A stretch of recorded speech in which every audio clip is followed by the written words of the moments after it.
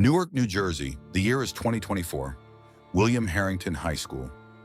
On Monday at 7 a.m., the security guard on duty, Larry Mason, wakes up in his office to an alarm. The security cameras in the school cafeteria have started broadcasting, although the building is empty. On the screen is a boy in a uniform whom he does not know. He stands by the window, then falls to the floor. The next second, the camera turns off. Larry watches the recording again. The time is 6:12. That is not what is scary. What is scary is that the boy is no longer at the school for morning check-in. His information is missing from the database. As if he had never been to school, he calls the principal. The police do not come. Larry did not press the panic button. He just watched, and he did not understand if he really saw it. On Tuesday, the camera turns on again at 6:12. This time, the chemistry room. A girl of about 15. She writes at the board, turns around. A shadow appears on the wall. Someone grabs her by the neck. The camera turns off. When the students arrive at school, the chemistry teacher finds a word written in blood on the board. Watch. The police are finally called, but there is nothing on the recordings, as if it was all a dream. Wednesday, same time, 6:12. A gym camera. Now a boy with a baseball bat. He hits the glass. Off screen. Footsteps. Someone is approaching. A sharp jerk. Blood on the floor. The screen goes dark. Larry, the duty officer, notices one thing. Each broadcast lasts exactly 74 seconds, and it always starts at the same time. The cameras start without being connected to the network. The police search the school. They find an old server in the attic. It is burned, but it is connected to some external port. Someone clearly has remote access. Thursday, everything repeats itself. 6:12, office 213, a boy in a wheelchair. He is not moving. The screen is shaking. The camera starts to move closer, as if someone is controlling it manually. The scene ends. That same morning, a boy named Jason Wild calls the school. He says he saw a murder live on air and recognizes the student. His name is Thomas Brain, only he died a year ago. Investigator Mike Reeves receives the case. He asks for access to the school archive and camera systems. The logs are empty. All broadcasts have been erased. But Larry has one fragment, recorded on an old phone. On it is a face, the face of Larry himself, who is supposedly standing in the frame and looking at the camera, although he was definitely sitting in the security office at that moment. Reeves looks through Tom Brain's file. The boy died last year in the cafeteria at 6:12. He fell dead. No signs of violence were found. On Friday, the broadcast shows Jason Wild. He stands in the hallway as if he knows he's being filmed. He holds a piece of paper. On it, "You're next." Mike arrives at school. The cameras are down. Jason has disappeared. Soon things get worse.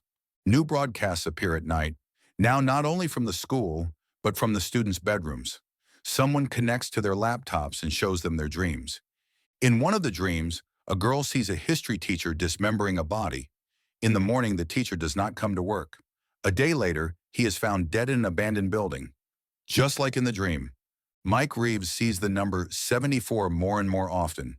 It appears on the screen, on the board, in street graffiti near the school. He finds out that in 1974, a fire broke out at this school. A class burned down in which there were children from a special group. Their names have not been preserved, but among them was a boy who was filming everything on camera. He kept his observation diary. He believed that if someone was watching, the person would not die. But the broadcast stopped and the children died. Since then, the boy has disappeared. Now Mike understands. The camera is not just a device, it is a symbol. Someone is watching, someone wants you to see. On Sunday night, he is alone in school. The camera turns on. On the screen, himself, in handcuffs, with a gag in his mouth. Someone off camera slowly brings a gun to his head. He turns around. No one. The broadcast ends. 2 days later on the news. Investigator Michael Reeves committed suicide. Reasons unknown. Security cameras did not record anything suspicious. New cameras are installed at the school. Everything works fine. But at 6:12, one frame appears every morning. A face, staring straight at the screen. 2 weeks have passed. The school is operating as usual. New cameras, a new security guard. Larry Mason has quit. There are no more traces. Everything seems calm. But one Monday, a student named Kevin Marlowe decides to check out the rumors. He finds an old forum where people discussed ghost cameras at Harrington High School. One of the users, under the nickname Obscura74, uploads an archive. It contains encrypted video files with names by days of the week. Kevin decrypts one of them. The video begins with a strange noise. Then, a school corridor, empty. On the floor, traces as if made of ash. The camera shakes, and suddenly, a black figure, a man in an old school jacket. He raises his hand and points to the board with the time, 6:12. The file ends. Kevin begins to notice strange things. His laptop turns on at night by itself. The camera lights up green, but the recording is not saved. One morning he wakes up. On the wall in his room is written, "You are watching. It means you are already on the list." He tells his friends. They laugh. But 2 days later, one of them, Jake, disappears. They find a burnt laptop and a broken webcam. The police consider it an escape. But on the board in Jake's office there remains a message, as if etched with something sharp. Recording started. Kevin goes to the school basement. He heard that the old server is still there, under the concrete. And indeed, under the slabs he finds a burnt case with a fan that is still working. When he touches it, the phone screen turns on by itself. On it, him, a shadow in a jacket, camera, Kevin, and a voice. "If you see this, it's too late." The screen goes dark. The next day, Kevin is not at school. The students receive a message in the general school chat. Live, Kevin Marlowe, feed 0612. They go in. The broadcast begins. Kevin is tied to a chair, mouth taped, basement walls all around. Behind him, a figure in black, holding an old school camera from the 1970s. Panic in the chat. Some think it's a prank. Others scream for someone to call the police. At 74 seconds, the broadcast ends. The police arrive. The basement is empty. No Kevin, no camera, no figure. But every phone that was watching the broadcast turns out to be broken. On every screen, there's the same fragment. Next file, Tuesday Live 0612. And underneath it, a list. It contains the names of everyone who watched. That evening, Larry Mason drives up to the school. He looks exhausted. He's holding a flash drive. He says, "I made a copy of the first broadcast, and if I'm right, if we destroy it, the cycle will break." But when he inserts the flash drive into the computer, a window lights up on the screen. Error, file is watching you. The flash drive starts to heat up. A second later, there's an explosion. The systems fail again. The cameras turn on one by one. All of them show empty corridors. Except for one, you are there. The one reading, you are sitting, looking, and in the reflection of the screen is him, a figure behind you. And he smiles. Monday, 6:12. The screen comes to life. A black and white picture of a school hallway. The camera shakes as if a person is holding it. Someone in an old uniform with a patch that was discontinued long ago is walking along the lockers. The class of 1974. He stops in front of the toilet door, opens it, and disappears. At that moment, 5 students' phone screens light up at the same time. It says, "The broadcast has begun. You are on the list." One of them, Josh, runs to the security office, but the security is asleep, and the screens are off. He turns on the monitor. There is an empty gym, but 3 seconds later, the camera jerks. And it is no longer a gym. It is their classroom, with empty desks, and on each one, a black photograph, with their faces. On Tuesday morning, one of the students, Alex, disappears. A message from his number appears in the chat. Alex is ready. Next up, Josh. Josh goes to the basement, where the signals were supposedly coming from. He finds an old server room. Everything is turned off except for one screen. It shows a live broadcast, himself, in the basement. He looks at the camera, and behind him, someone is standing. He turns around. No one. The screen blinks. A caption appears. You open the door. It won't close. The next morning, Cynthia, the daughter of the dead detective, finds a message from her father. It is dated the day of his death. If you're reading this, don't watch the broadcasts. They feed on attention. Cameras are eyes. Kill the signal. Save yourself. Don't put it off until 6:12. Cynthia starts up the laptop, but it's already showing. Not her, the viewer. Now the camera is looking at her, and in the corner of the screen is a new inscription. Broadcast active. 67 viewers. The lesson continues. Cynthia doesn't move. She sees herself on the screen, but her reflection is smiling. She's not smiling. The hand on the screen slowly reaches out to the camera. Cynthia's hand is still. The screen begins to crack, as if something inside is breaking. A new line of text appears, as if scratched from the inside. You're not on the air. You're inside. The light in the room flickers. The shadows in the corners begin to thicken, as if something is slowly seeping into the world through the camera. There's a sound in the background, a faint child's voice singing the alphabet, but it skips every third letter. C, silence. F, silence. I, silence. BIF, background identification system. That was the name of the program her father investigated a week before he died. Cynthia finds strange drawings in his documents. School boards with circles around them. On every board is written the same thing. If the student does not see the teacher, then the teacher's looking at him. On an old VHS, her father left a recording. It shows an empty classroom, and on the back wall, shadows that look like figures. They move, but only when no one is looking at the screen. Cynthia looks away, and at that moment she hears something fall in the other room. She goes there and sees the laptop is on again. Only now the broadcast does not show her. Now, the school hallway, empty.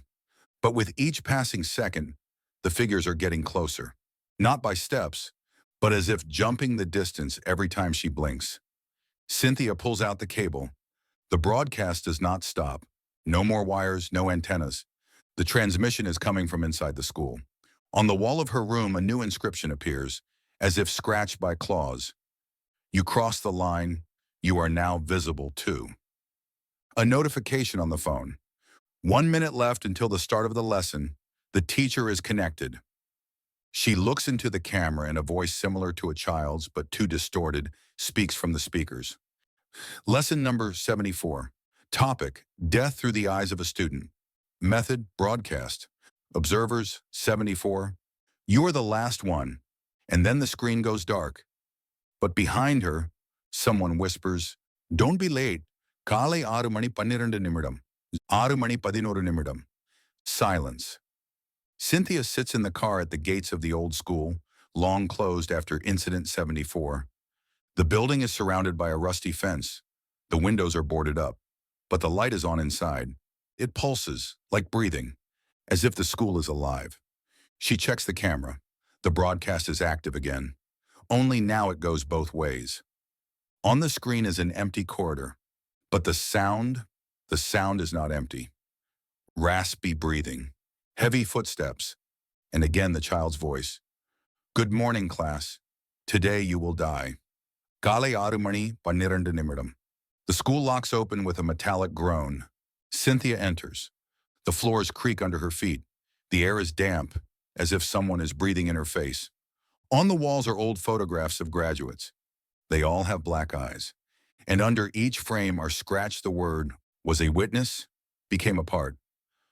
On the board in room 74, written in chalk, the observer lives until the end of the lesson. And next to her lies a school tablet turned on. On the screen, there is only one image.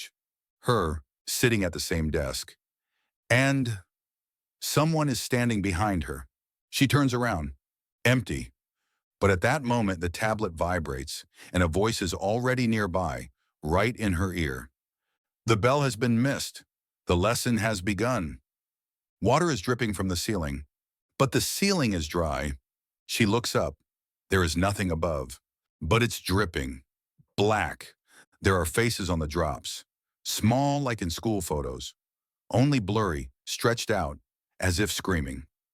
Cynthia runs into the security office. The whole school is on the monitors. Only she's not alone. There are children everywhere, pale, silent, looking at the cameras. Some are standing on the ceiling. Some are crawling along the walls. They don't blink. And on each monitor, she sees the inscription, "You're not safe. The cameras don't watch. The cameras remember." The screen goes dark. A voice is heard, not a child's. Hoarse, low, alien. "You've entered the broadcast. You're now a frame. The only way out is through the finale." Cynthia hears footsteps. With each step, the light fades. With each shadow, the walls shift. She rushes to the exit, but a door to nowhere appears on the walls. Behind it, a staircase goes down, where there is no light. Where down there is the bell for recess. It rings, but no one comes out, because everyone has been here for a long time. Cynthia takes a step, and a voice whispers, "The lesson is not over yet." Nimmerdam. Cynthia stands in front of the stairs. Cold air comes from below, as if someone had just exhaled. There is a scraping sound behind her. She turns around. The door she entered through has disappeared. In its place is a smooth wall covered with dozens of identical words. "Look, don't blink, don't turn it off." The stairs go deep down, below the basement, to a level that is not even on the building plans. With each step down, the walls become damper, covered with mold and old scraps of schoolwork, drawings, tests, red marks. On one of the sheets is a drawing of a school, but with a hole in the ground from which hands are reaching out. Cynthia reaches an iron door with a sign on it, "Broadcast Archive. Access dead." The door is open. Inside is not an archive, but a broadcast room, a pulsating room as if alive. On the walls are monitors, each showing a fragment of the school, but not as she knows it. In each frame is the past, frozen at the moment of death. One of the monitors is the gym, where Alex, the first to disappear, stands in the middle of the hall, looking at the ceiling. Then, he suddenly throws his head up and disappears. The frame goes in a loop. Once and again. Once and again. Another screen is the cafeteria. A girl is sitting at a table, looking at the camera. Then she slowly touches her throat and begins to scratch. Blood flows straight onto the tray. No one pays attention. All the students are sitting like mannequins. Cynthia turns around. In the center of the room is a heart, a mechanism that looks like a huge black iron lamp, but beats like an organ. Cables come out of it and go into the ceiling, to the school cameras. And inside are faces, dozens, hundreds of faces, children, and among them is her father. "Dad." "Cynthia," a voice comes from the speakers. "You came too deep. You should have left after the first broadcast." The heart mechanism shudders. It sensed her. "These are not cameras, Cynthia. These are the eyes of the school itself. It remembers everyone. Those who watched became part of it. Those who turned it on became victims. Those who tried to stop it became the source."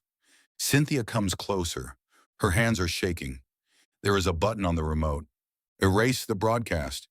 "Don't touch it," says her father's voice. It does not erase, it releases, but it presses. The screen freezes. For a second, silence. The monitors go dark. The mechanism stops beating. And then, an explosion of silence. As if the whole space collapses, she wakes up. In her room. It's light. The phone is on the table. Everything is as before. But on the screen there is a notification. Broadcast ended. Participant, Cynthia L. Saved to archive. Viewed at 6:12. Viewers, 0. Cynthia smiles. For the first time in the history of the school, the broadcast was interrupted. She survived. But the moment she approaches the mirror, she is not reflected. And the camera in the corner of her room lights up red. Lesson number 75 begins. "Look, don't blink, don't turn it off." Cynthia froze at the mirror. She is not reflected, not a shadow, not a glint, not a trace. As if she no longer exists in the familiar world, but she does, and she sees. A quiet buzzing comes from the corner of the room. She turns, camera, home. The same one that her father once installed just in case. A small red light, on. Recording. The screen on the phone blinks, opens itself. Video player. File name, Synth001. First day, new broadcast. Cynthia turns it on. On the screen, she, standing in the middle of an empty school, saying something, but there is no sound. Then he turns around. The camera shakes. The frame is black for half a second, and then she's already dead, lying in office number 74. Empty eyes. Written in chalk on the board, live broadcast over. Thank you for participating. Cynthia throws the phone away, breathes heavily. The world begins to shake. All the screens in the house come to life. TV, laptop, clock, the same frame. School, empty. But in every window there are shadows. Students, they are waiting. Text appears on the wall as if burned in. You are not the first and not the last. The clink of dishes comes from the kitchen. Footsteps, quiet, rhythmic, like school children returning from recess. She goes out into the hallway. A figure stands there, as tall as a teenager, with a paper bag on his head. On his chest is a badge. Student number 000. Broadcast has begun. He slowly raises his hand and points at it. A bell rings behind him, loud, ripping at his eardrums. Cynthia clutches her ears, but it doesn't stop. From all the screens at once, welcome to Eternal Lesson. The room darkens. The walls begin to move. The floors twist, turning into the hallways of the school. She is no longer home. She is inside the school. Again, forever. At the end of the hallway, a door is open. On it is a sign, Teacher's Office. Cynthia reaches for the pen, but her hand is no longer her own. It is thin, transparent, as if made of signal. On the board in the office, today's lesson is taught by Cynthia L. Cynthia turns to the class and sees you, watching. The camera blinked. Recording began. You have entered the broadcast. Please do not turn off the device. The next lesson will begin now. Sound of chalk being erased. And no one will leave, ever. Watch.